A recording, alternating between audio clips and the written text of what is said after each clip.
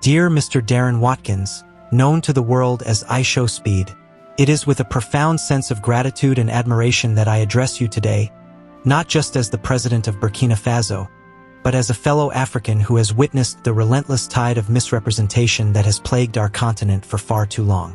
You, a young man from across the ocean, have stepped into the digital arena with an energy that defies borders, using your platform to shatter the distorted lenses through which the West has viewed Africa for generations. For years, the narratives peddled by Western media have painted our lands as places of perpetual chaos, poverty, and despair, reducing proud nations like ours to mere backdrops for tales of famine, conflict, and helplessness. They have ignored our rich histories, our vibrant cultures, our innovative spirits, and the unyielding resilience of our people. But you, through your streams, your travels, and your unfiltered interactions, have begun to chip away at these stereotypes. You've shown millions, many of them young Americans who might otherwise never question the stories they're fed, that Africa is alive with joy, creativity, and opportunity. Your visits to other African nations, your engagement with our youth, and your genuine curiosity have humanized us in ways that diplomatic summits never could. For this, I extend my deepest appreciation. You are doing the work of a cultural ambassador, even if unwittingly, and it resonates across our continent. Yet, as much as your efforts inspire us, I must speak candidly about the realities we face here in Burkina Faso, a nation at a pivotal crossroads in its history. Our country has endured a tumultuous path, marked by repeated attempts to destabilize our sovereignty through coups and external interferences. Since my administration took the helm, we have foiled no fewer than a dozen such plots, each one a reminder of the vigilant eye we must keep on our security. These are not mere internal squabbles.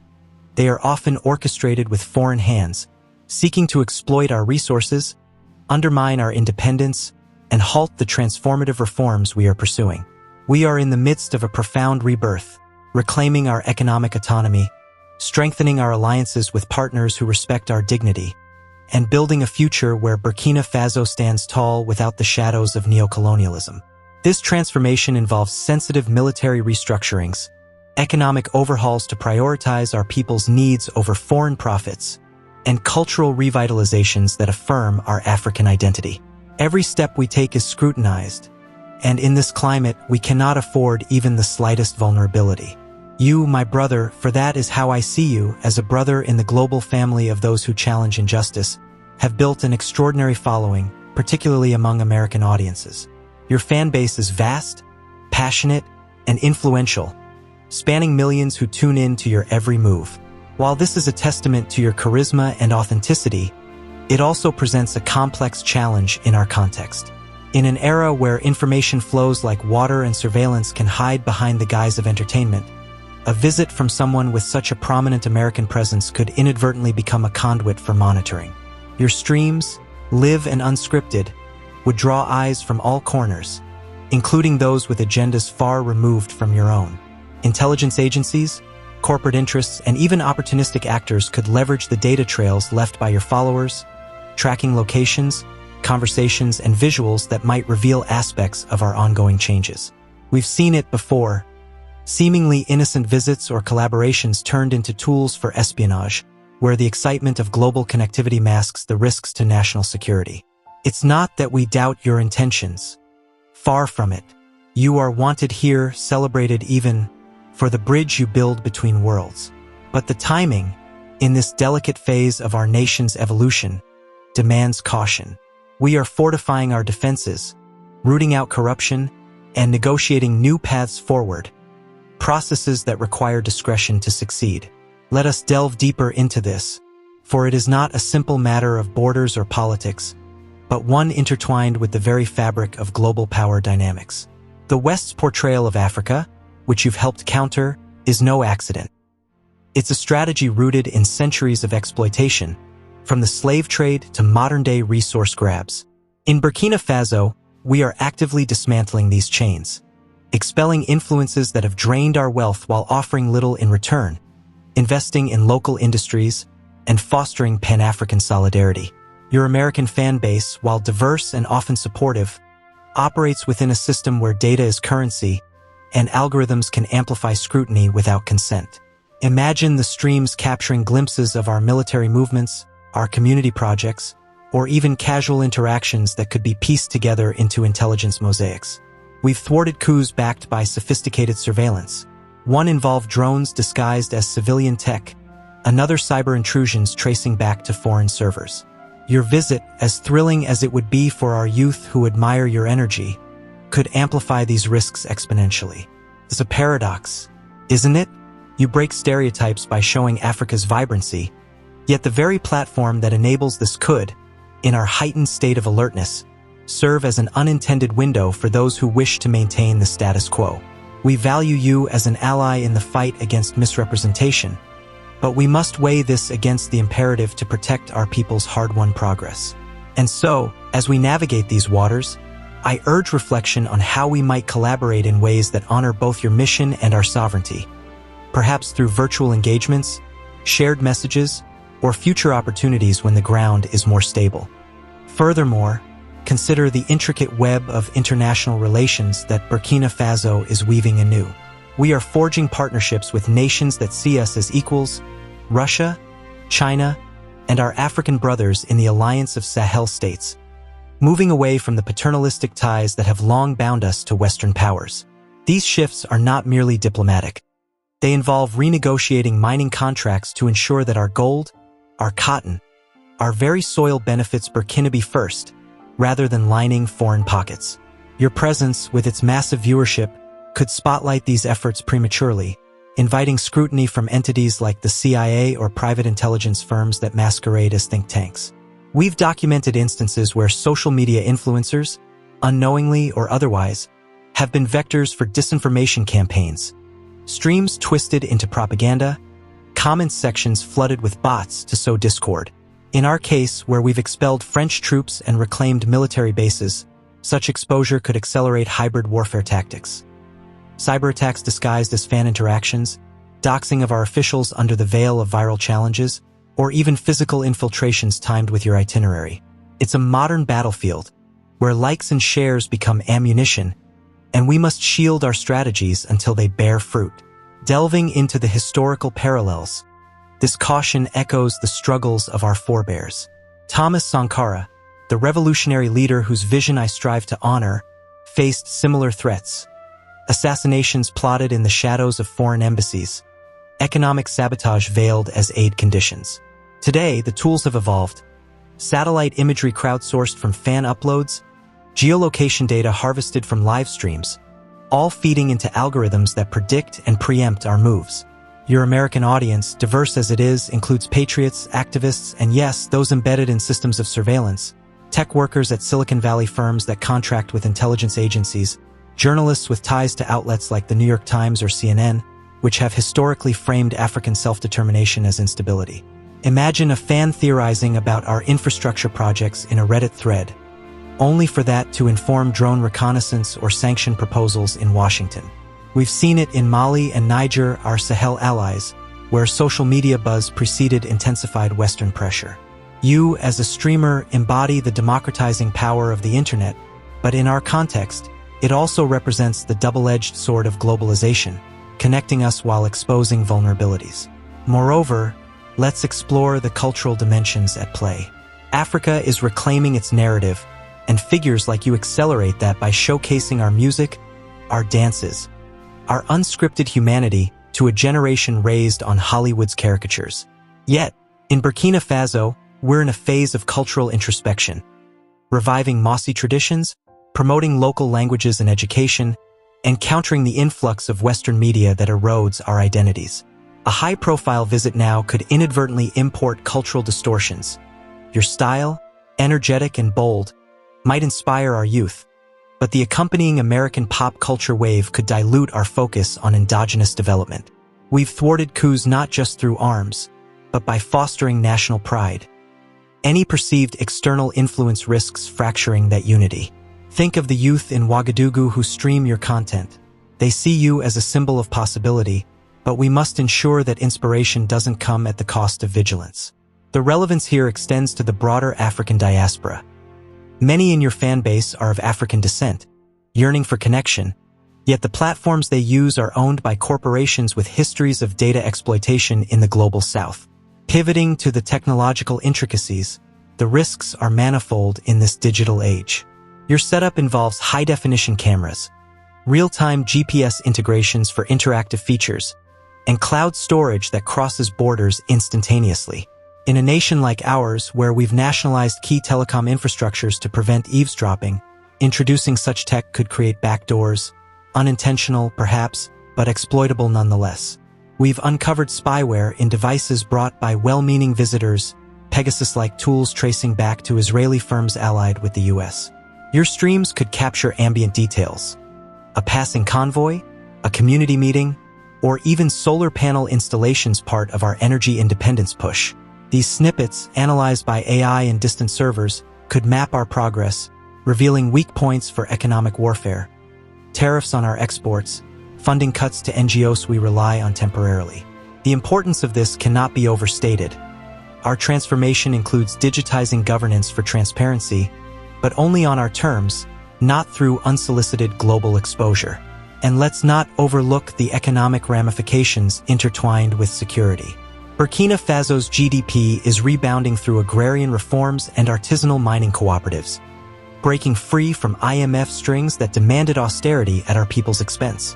A visit amplified by your platform might boost tourism long-term, but short-term, it could invite speculative investments from vulture funds, disguising as fan-driven initiatives.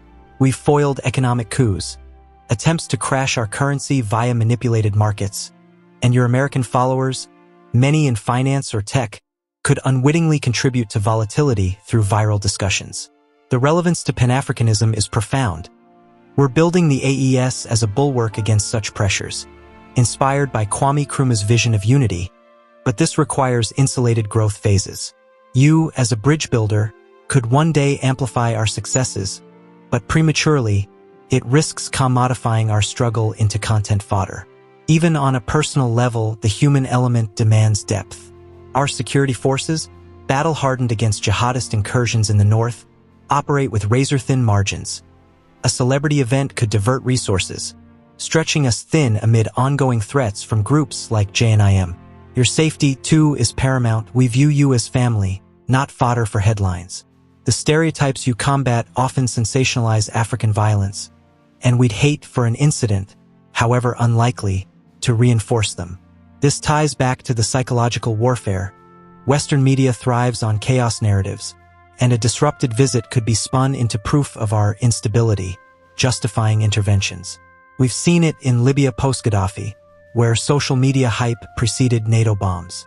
Our ongoing transformation, health clinics in rural areas, youth training programs in tech and agriculture, relies on narrative control, something your unfiltered style champions, yet in our fragile ecosystem it could backfire.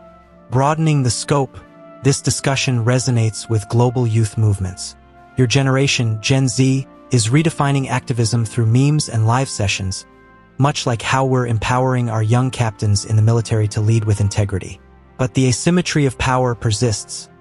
American streamers operate with freedoms we fight for daily.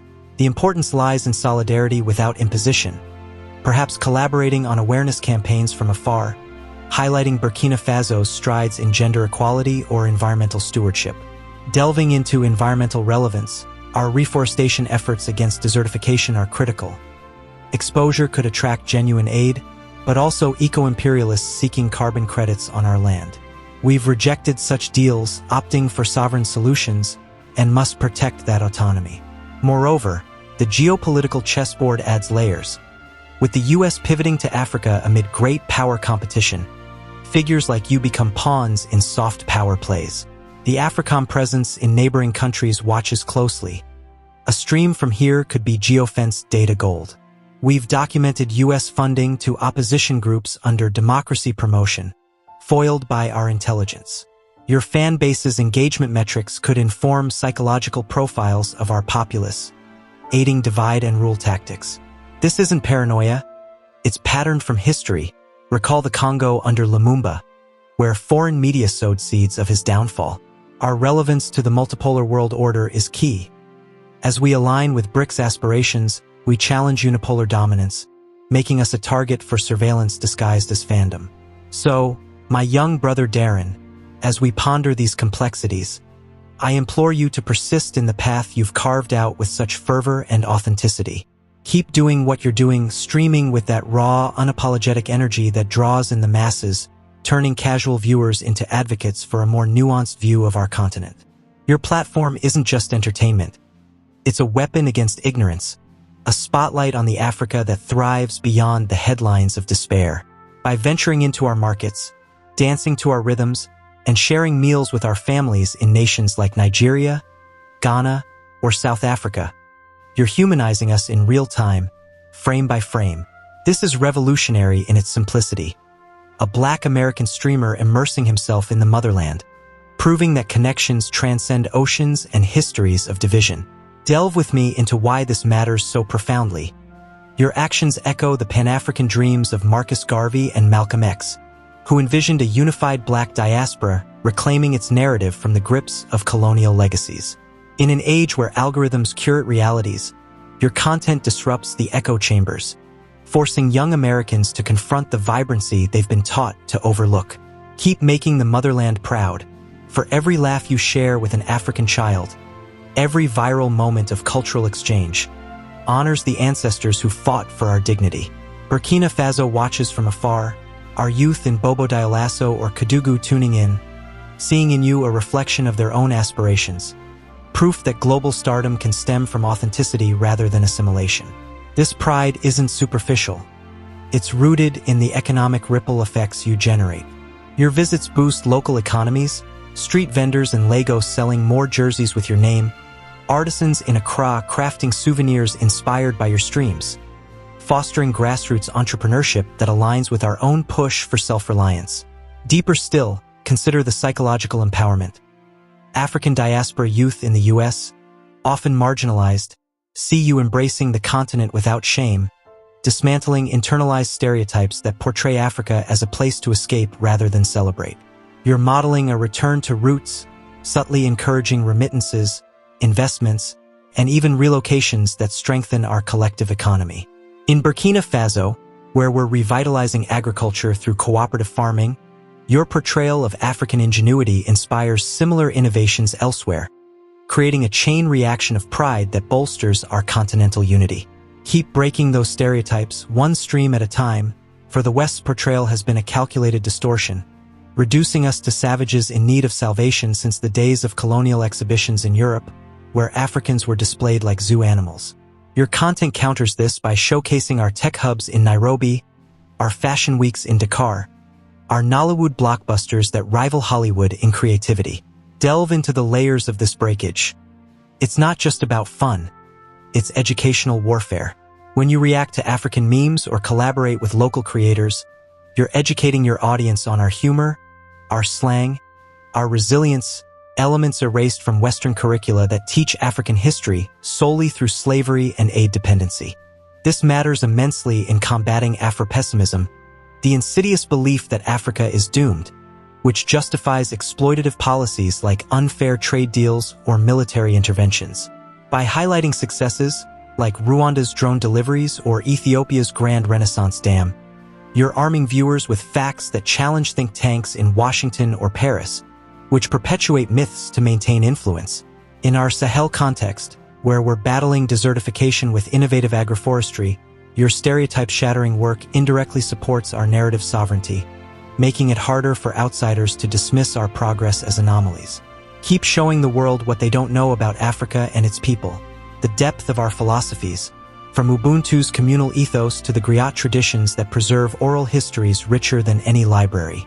Your streams reveal the everyday miracles. Solar-powered villages innovating amid energy crises, women entrepreneurs leading fintech revolutions, youth coding apps that solve local problems. This revelation is crucial in an era of misinformation. Western media cherry-picks famines or conflicts, ignoring that Africa hosts the world's fastest-growing economies, with cities like Addis Ababa or Kinshasa pulsating with ambition. Deeper relevance lies in the cultural renaissance you're aiding, exposing global audiences to Afrobeat stars like Burna Boy or Wizkid, whose lyrics weave tales of triumph over adversity, countering the primitive drum and spear imagery. Think of the anthropological impact. Anthropologists once framed us as timeless primitives, but your real-time interactions show Africans as digital natives, meme lords, and trendsetters, forcing academia to rewrite ethnographies. For Burkina Faso, this visibility aligns with our cultural policies, promoting Faso Denfani textiles or Senufo art, which could one day feature in your streams from safer distances, amplifying our heritage without risk. And in destroying that primitive image the West has imposed on Africans in Africa, you're striking at the heart of neocolonialism's foundation. This image, portrayed in films like Tarzan or newsreels of tribal wars, serves to dehumanize, making it palatable to extract our lithium for electric cars or cobalt for smartphones while offering crumbs in return. Your work dismantles this by humanizing our complexities. The urban hustle in Johannesburg's townships, the intellectual debates in Cairo's cafes, the spiritual depth in Benin's Vodun ceremonies.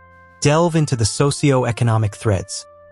This destruction empowers African negotiators at global tables, from WTO meetings to climate summits, where we're no longer seen as beggars but innovators combating the very climate change exacerbated by Western industrialization.